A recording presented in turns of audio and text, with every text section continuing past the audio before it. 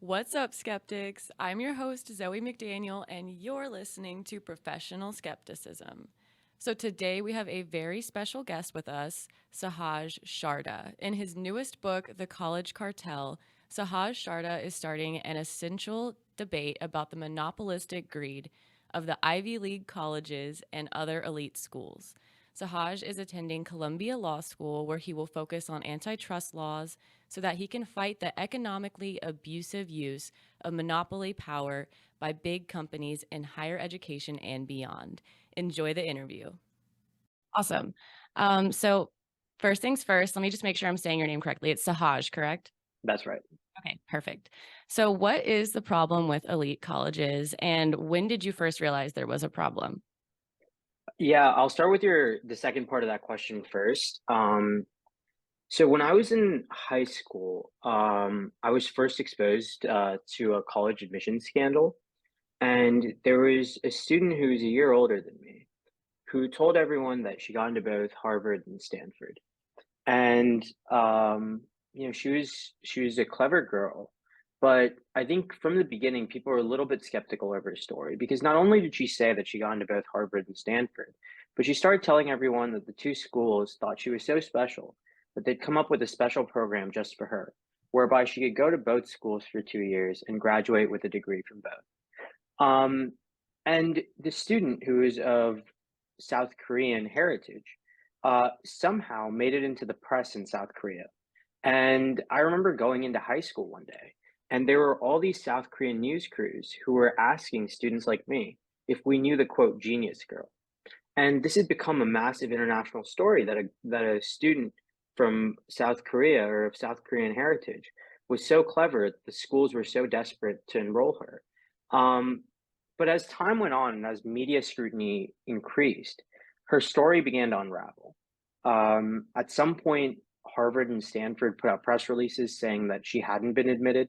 Um, and then something really weird happened, which was everyone in our high school class got an email from what was supposedly a Harvard professor saying that we should stop gossiping about this student because he knew her research, he knew that she was really valuable, and he knew more than we did.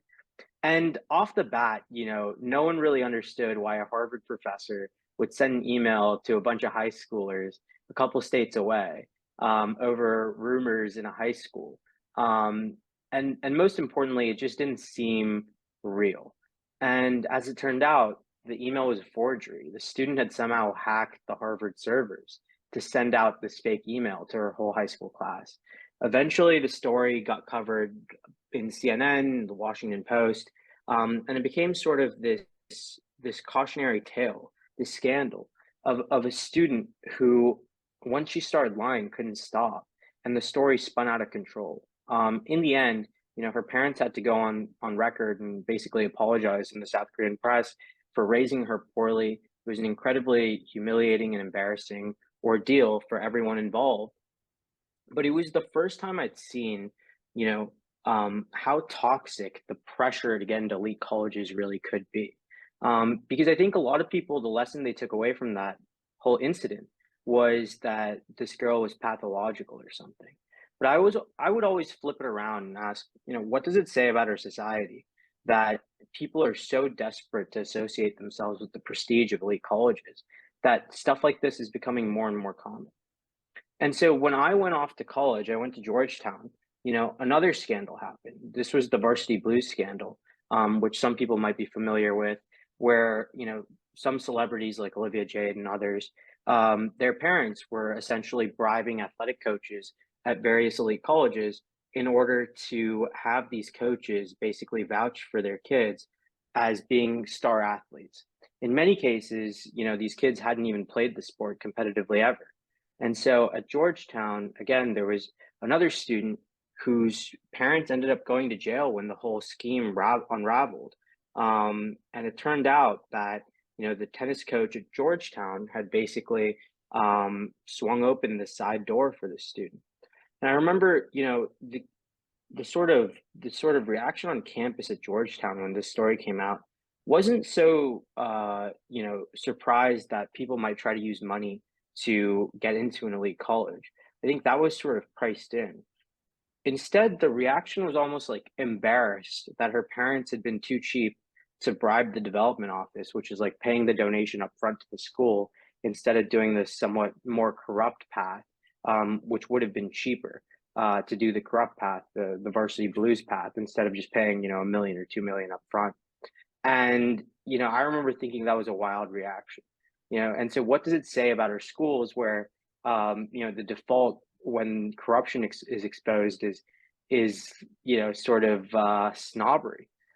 And, you know, as I graduated from college, I started to think more deeply about, well, what is it that's so broken with our college system where we're seeing these scandals increase over time, on the admissions side, where we're seeing so much litigation over admissions in terms of affirmative action and all these other things, and that we're seeing prices just continue to skyrocket year after year. And so I decided to look into this. And I took a year off from school to really just like think deeply about the problem, see if I could come up with any unique insights. And in my research, what I found was that basically, um, what's happening here is more of a cartel story. The schools are basically structuring their market, the elite colleges at least, to create an artificial scarcity of seats so that even as applications go up every single year, it becomes harder and harder to get into the schools in an unnatural way. Like some selectivity is normal, but if you look at what's happened at the elite colleges, it's gotten out of control. If schools had kept standards the same from 1990, where they were already quite high, enrollment would have tripled. It would have increased by 300% at the elite colleges. Instead, it stayed virtually flat and stagnant. And, I started to look into, well, why is that? Have they been able to create this scarcity of seats, which has given them so much market power so that they can then jack up prices and do all these other anti-competitive things? And the answer is, there's this weird corrupt bargain between the US News and World Report and the elite colleges, where the US News and World Report has come up with a rankings formula that incentivizes every single school to spend as much as possible on as few students as possible. So now, if you think about a school's incentives, which is to increase in the ranking, every school doesn't want to increase enrollment because that's the easiest way to fall in the rankings. And the schools, in turn, have given US News and World Report the credibility to get majority market share in the rankings market. So now that's the only site that consumers really turn to in order to evaluate colleges when they're thinking about applying and so on and so forth. And so this sort of like two-way bargain where US News and World Report benefits the elite colleges, and the elite colleges benefit US News and World Report by putting out press releases, and by taking their rankings seriously and by giving all these signals of credibility to the source, which helps it achieve this monopoly market share in the rankings market, is sort of the beating heart of all of this dysfunction because everything else is downstream from the scarcity of seats, whether it's varsity blues, all the litigation, all these really outrageous prices, and so on and so forth. There's so little competition that you're seeing all of these weird distortions happen throughout our society and throughout our economy. And so that's the story I really want to tell in the book. I think it's incredibly interesting that you've pointed this out. When you were talking at the beginning, I was really wanting to comment on the psychology of a person that would do anything to get into the school that they want to get into and go so far as to make it so that they absolutely cannot go there because now they've Mhm. lost this like whole entire scandal. And that really says a lot about the atmosphere of the admissions process of these elite schools. Right. And, I'll tell you another story, which I thought this was by far the most crazy. Um, so this actually happened both 4 weeks ago and in 2007. So it's sort of like a recurring theme. But Okay. basically, there was a student in 2007 who pretended to be a Stanford student, moved into campus, didn't have a key card, so would climb through a window to go into an empty dorm where no one was staying every single night, went to classes, took exams like everyone else, joined the ROTC. And 10 months into this, Stanford finally figured out that there's a student who was never admitted. And then they kicked her out. And the only reason she got found out is because she went the extra step to try and join ROTC. And Yeah. that led to some sort of complications. Also, a couple weeks ago, there was another story. Another Stanford so-called student, was basically sleeping in the laundry room every night and then waking up super early to go and pretend that he was a student. And, just I think the psychology of all of this is so, so interesting. It's exactly what you're saying, which is that somehow, the system has gotten so broken that students, clearly smart students, would rather pretend than to face up to the reality of not being admitted to these schools. I think that says something very deep about, how monopolistic and broken the system has become. I agree. And so you mentioned that the main issue is the collusion on seats and the collusions on prices. Right. So what do we do about this? Yeah. So, I think let's start with the price thing because I think that's the one that is the easiest to do something about. So, you might not know this, but basically, in the 1990s, there was the DOJ filed a lawsuit against the Ivy League colleges because they were literally colluding on financial aid. So, what they would do is they had this meeting called the Ivy Overlap Group meeting, and they would meet every spring. And the Ivy League schools and MIT would each send a representative and they would go through their list of admitted students and then they'd find whoever multiple of them had admitted, so overlapping admitted students, and then they would get together and try to estimate that student's like financial situation, how much they can maximally charge, how much financial aid they could squeeze from that student, and then they'd all come up with a common amount of financial aid that they would offer so that the net price at each school would be the same. And I mean, in any other industry, if you got all your competitors together and they're looking at, common customers and then figuring out a price for that customer, that would be like the most de facto illegal, outrageous thing in the world. But when the DOJ went after them, the schools basically turned to Congress and said, why don't you pass an antitrust exemption for us? And in the 1990s, I think the schools still had the veneer of charitability. People still thought that these are schools that are broadly committed to the public good and not to monopolistic greed. And so the Congress passed this exemption, and this exemption has existed for the last 20 years. The mainstream media, in writing this book, I tried to like scour the records at all of the major publications. No one talked about this exemption for the better part of 20 years, even though it was renewed every 7 years. It just wasn't part of the story. And so this exemption is allowed, in a slightly changed form for a bigger cartel than even the original nine of the Ivy Overlap Group to collude on price. And so what they do now is they had up until September of this year a group called the 568 Presidents Group. And in this group, it was 17 of the most elite colleges in America. It was Yale, it was Georgetown, it was Columbia, Cornell, Duke, U Chicago, Johns Hopkins. And these schools would come up with a common formula to assess someone's need. And so, it's the exact same as getting around a table and talking about how much financial aid we can squeeze out of a person. It's just a little bit abstracted because they'd created this formula and then they'd all gotten the exact same data from FAFSA forms, et cetera, plugged it into the formula, and then all offered basically the exact same amount of aid. So it was the exact same thing, a little bit more abstracted, a little bit less objectionable in the sense of sensibility. And yet, in terms of anti-competitive conduct, just as bad, probably worse, because now more schools are doing it. And so finally, in January of this year, there was a class action lawsuit filed against the schools to say to them that this exemption is wrong. And even if you did qualify for this exemption, you're still breaking the antitrust laws for X, Y, and Z reasons. Since then, the exemption has expired as of September. I think there's some talk of the colleges trying to bring it back in the lame duck session in Congress. I hope that doesn't happen. But I would say like that's the very first place I would start, which is, I think a pretty common sense thing. Elite colleges, some of the wealthiest institutions in America, shouldn't be allowed to collude on financial aid. I think, beyond that, there was a study that came out recently, I think it was 2 or 3 days ago, that showed that the vast majority of colleges, when sort of giving students an estimate of price, misprice how expensive it's going to be. Some colleges don't include how much the loans are going to cost. Other colleges, undersell how expensive housing or food or things like that will be. And so there's just a lot of disinformation when it comes to pricing. And when consumers aren't informed, they can't make the best choice. And so, there's a bit of a confusopoly where the schools sort of like, I don't know, like your internet provider or your mobile service provider come up with these really opaque ways of pricing, weird fees, things you don't know, they get tacked onto the bill.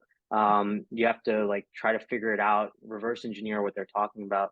But they're always going to spend more resources trying to confuse you than you'll ever be able to spend trying to figure out what these contracts mean.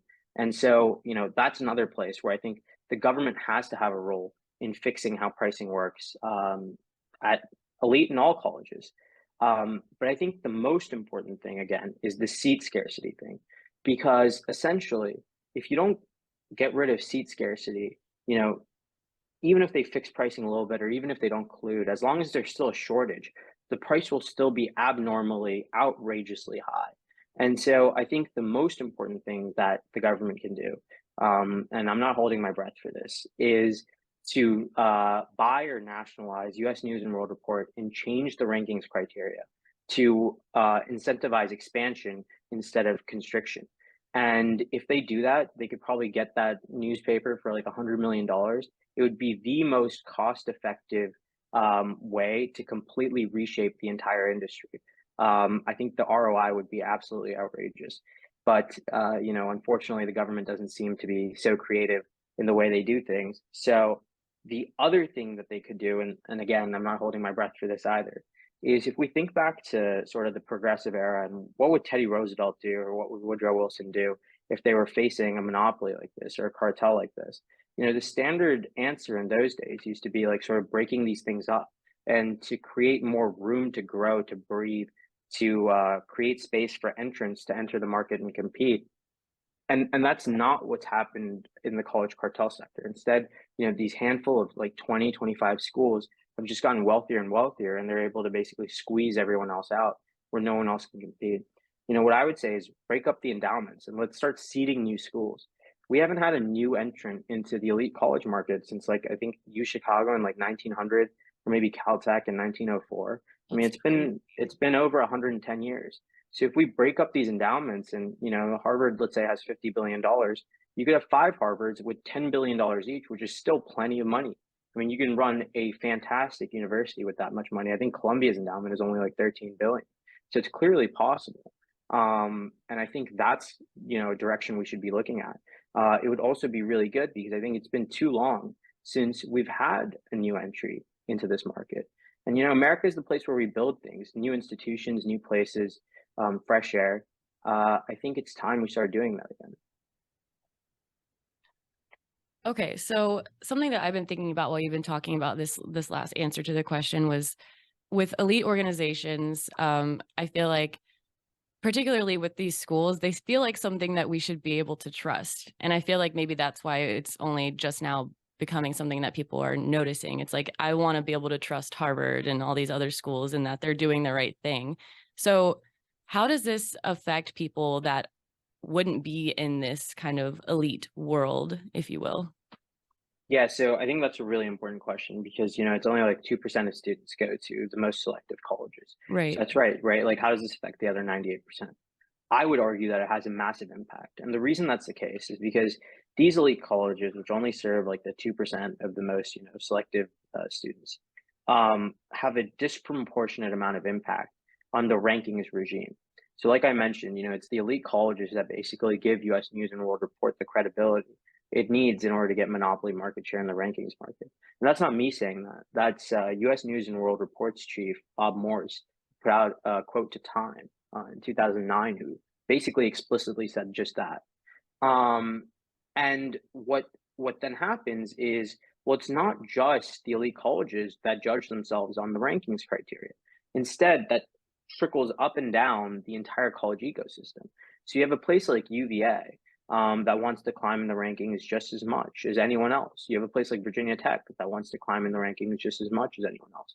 Florida State. I mean, basically all the way down to community colleges and everything up to the most elite colleges are basically affected by this rankings regime. And so it creates a structural distortion where now, I'm from Virginia, a place like UVA, increasingly when they do expand, I would say they don't expand as much as they need to. Uh, Too many of the students that are brought in are international students because again the whole logic of the rankings is spend as much as possible on as few students as possible.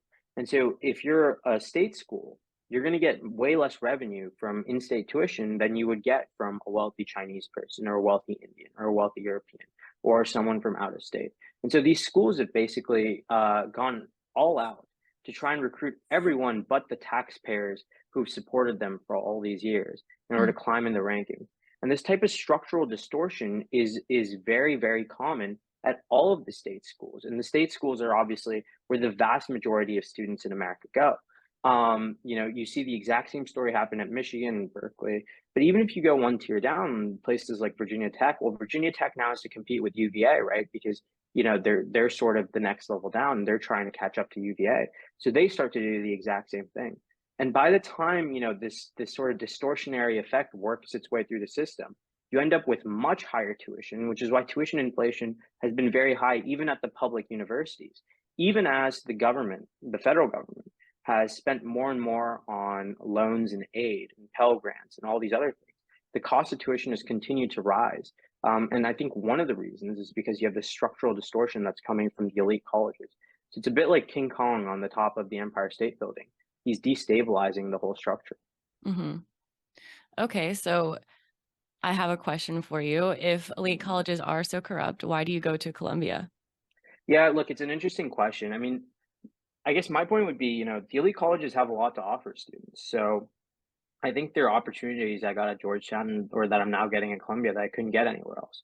And I would really tailor my critique more. I would say, it's not that the elite colleges are useless or they're not worth it. My issue with them is that they cost too much and let in too few students. And so I think it's really important to criticize the institutions you're part of. I'm sure, if someone at Columbia sees this interview, they're not going to be super happy. But the way I think about this is a way to make Columbia stronger. One of the great things about America is we get to have our disagreements in public, and people get to make up their minds about what the direction of our institutions are going to be. I think this is the most important thing you can do to make Columbia and other colleges stronger, and that's really what motivates me to do this. Yeah, question authority, attack from the inside a little bit Mhm. there. So I know that you protested at Yale. Do you want to talk a little bit about that? Sure, yeah. So in May of this year, I organized a protest at Yale with a couple of my friends, and we dressed up as Monopoly men, and we went to their graduation. And one of the really cool things that we're planning on doing is bringing this like air blimp and flying it over the graduation and have it say Yale stop fixing prices. At the time, we are trying to start a debate about this whole 568 Presidents Group, of which Yale is a member. Mhm. And so we get there, weeks in advance. I'd gotten all the permits that we needed to fly the blimp. I'd gotten a protest permit for where we're going to be outside of Yale's campus. And so all of that was good and ready to go. But the day before the protest, I got a call from the New Haven Register, which is their local newspaper. And this reporter basically asked me, "Well, hey, can you tell me a little bit about your protest?" And I told him a little bit about the protest, assuming that he wouldn't write anything for a couple of days, um, or at least until the protest happens. Turns out, Ed, the reporter, calls Yale like 2 minutes later and tells them the whole thing, and then asks for comment. And so when I get to New Haven, Yale is well organized. They've like called in a bunch of favors in like the mayor's office or whatever. And so I have to meet with the Department of, I think they called it like Homeland Security for the state of Connecticut, and a bunch of state agencies. The police chief is there. Oh my The firefighters are there. There are all these like permit authorities. And so they basically try to drown me in bureaucracy, and they say, look, you can't fly your blimp. One bureaucrat explicitly says to me, like, that blimp isn't flying.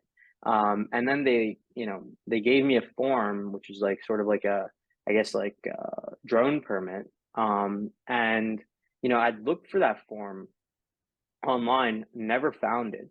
I looked for it after I got the form, still didn't find it. To the best of my knowledge, that form doesn't exist online. And so, one of the things I learned was that Yale runs New Haven a bit like a fiefdom.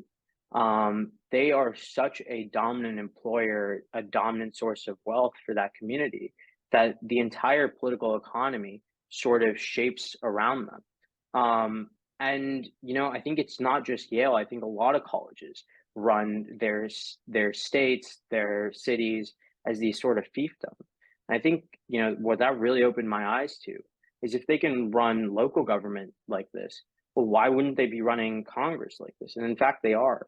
It's when the DOJ went after them, they turned to Congress for a shield. When the endowment taxes come in, they turn to Congress for a shield. They turn to Congress for subsidies all the time on research grants and all these other things. And so I would say, what really opened my eyes about that protest was the amount of political capture that the colleges are capable of. And I think that's something that we're in desperate need of change on, because it's starting to get a little bit ridiculous. Yeah, I think that's super cool that you did that. I think we're probably going to wrap up here in a moment. Did you want to have any last words before you plug your book or your Substack? Sure, yeah. I guess, the one message I would love to leave people with is, a lot of these fights seem like very domain specific. So, there are a lot of people talking about bringing antitrust to big tech, or, like I am, bringing antitrust to the elite colleges, or in this domain or that. But I think, what's often been missing is this more unifying theme, which is this is really a question of big versus small. I mean, who do we want the laws and our institutions to look out for? The biggest corporations, the most wealthy universities, or the everyday average people who are trying to make it ahead in life. And the more institutions and laws favor the big, uh, the less social mobility is going to be a reality in America. I don't think it's any surprise that fewer and fewer people believe in the American dream today than ever have.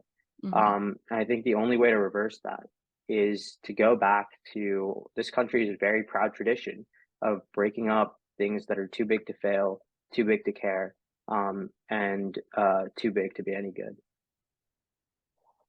Nice. Thank you for that. When does your book come out? So my book comes out in January. The best way for people to be in touch with me is you can go to www.breakthecartel.com. I have a petition on that website. So I made that website myself, so it doesn't look amazing, but I have a petition on that website, where people can sort of indicate to Congress they don't want Congress to renew the antitrust exemption in this lame duck session that's about to come up. I think that's the lowest bare minimum thing that people can do and still have a big impact. Because Right. if Congress thinks that people are paying attention, they won't do it. And I think that will directly result in thousands and thousands of dollars going to students instead of the schools, because they won't be able to collude as much anymore. So I please very much plead with everyone to go to breakthecartel.com and sign that petition. Also on that website, I think you can find my Substack and Twitter, which I'm also happy to send to you if you want a link to it. And you can stay in touch with me there. The book will come out in January, and I hope everyone reads it. Awesome. Yeah, I have the link to all of your stuff, so I'm going to post it when we release this episode. And the Substack stuff is really interesting. I was looking through that before our interview. Other than that, I do want to thank you so much for taking the time to do this interview with me today. And I hope you have a lovely day. Well, I had a really fantastic time. Thank you so much for having me. Of course. Thank you. What's up, skeptics? Thank you so much for being dedicated listeners of Professional Skepticism Podcast. I couldn't do it without you. If you like what we're doing over here at Professional Skepticism, please show your support by doing any of the following. Leave a 5-star rating on Apple Podcasts, Spotify, or wherever you stream the podcast. Subscribe to our YouTube channel at Professional Skepticism Podcast. Subscribe to our Patreon for behind the scenes and bonus content at patreon.com/ProfSkepPodcast. Get some merch at ProfSkepPodcast.BigCartel.com. Check out our official website at ProfSkepPodcast.com. Follow our Instagram at ProfSkepPodcast. You can find all these links in our Instagram bio or in the episode show notes. We've come so far and our journey has only just begun. Subscribe to make the dream work. Stay sus, skeptics. Mwah.